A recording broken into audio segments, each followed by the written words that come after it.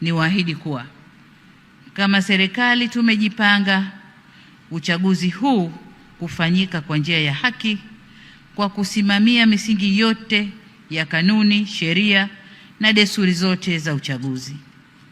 Ile falsafa ya R4 itaendelea kuwa moja ya nyenzo zetu kuu katika uchaguzi mkuu unaotukabili.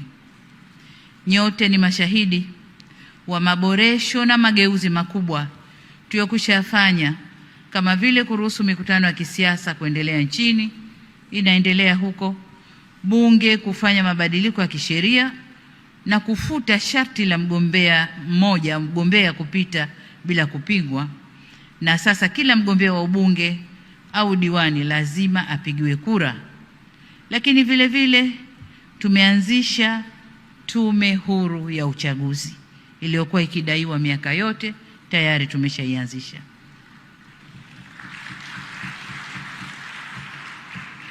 Tumeweza kufanya haya yote kwa kushirikisha wadau wote wa kisiasa na tulikubaliana hivi. Vile vile kwa nyakati tofauti, Tume Huru ya Taifa ya Uchaguzi imekuwa ikiwahakikishia Watanzania utayari wao wa kusimamia haki.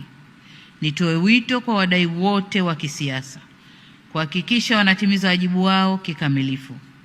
Milango ya serikali ipo wazi kusikiliza wadau mbalimbali, ikiwemo kupitia majukwaa yaliyopo kama vile Tanzania Center for Democracy na majukwaa mengine yanayoruhusu tuzungumze. Nanyi viongozi wa dini, mtusaidie kuelimisha waumini umuhimu wa kutumia haki yao ya kidemokrasia ya kupiga kura ili waweze kuchagua viongozi wenye weledi, wachapakazi na watakaoleta maendeleo.